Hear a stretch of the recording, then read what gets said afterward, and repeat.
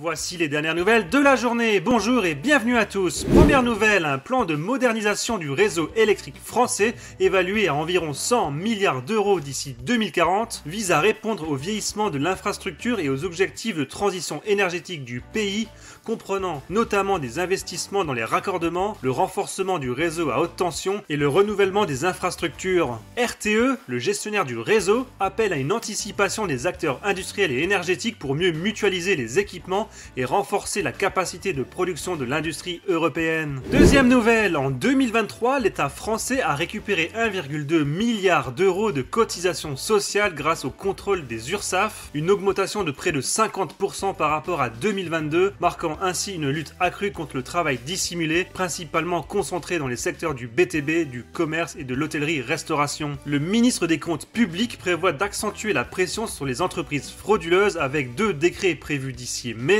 dans le but de multiplier par 4 le montant des recouvrements pour travail dissimulé d'ici 2027. Troisième nouvelle, les données personnelles de 43 millions de personnes liées à France Travail, ex-Pôle emploi, ont été menacées par une cyberattaque impliquant les informations telles que le nom, la date de naissance et le numéro de sécurité sociale, avec une enquête ouverte pour identifier les responsables de l'incident. Des précautions sont recommandées pour éviter les escroqueries potentielles, même si les données bancaires n'ont pas été compromises dans cette attaque. Quatrième nouvelle, le récent rapport annuel de l'ONU sur l'indice de développement humain, soit l'IDH, indique que le niveau de vie mondial a retrouvé ses niveaux d'avant la pandémie de Covid-19, ce qui marque un tournant significatif dans la reprise post-Covid. Cependant, derrière cette bonne nouvelle se cache une réalité troublante, les inégalités entre les pays développés et ceux en développement s'accentuent de plus en plus malgré la reprise observée. Cinquième nouvelle, l'Assemblée nationale a adopté des mesures pour freiner la fast fashion,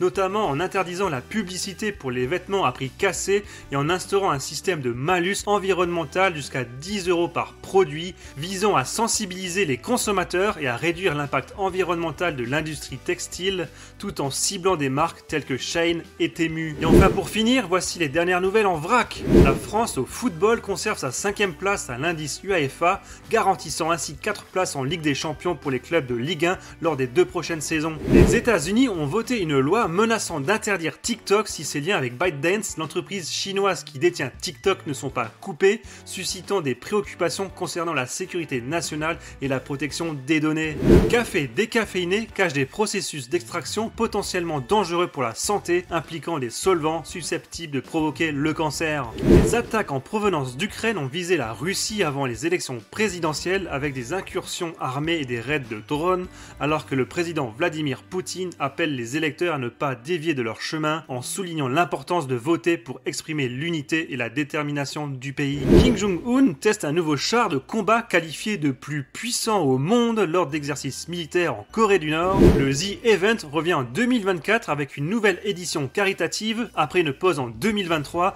ayant collecté des millions d'euros pour des associations lors des précédentes éditions. Et enfin Bernard Arnault, PDG milliardaire français, a été décoré de la plus haute distinction de la Légion d'honneur lors d'une cérémonie à l'Elysée en présence de plusieurs personnalités prestigieuses.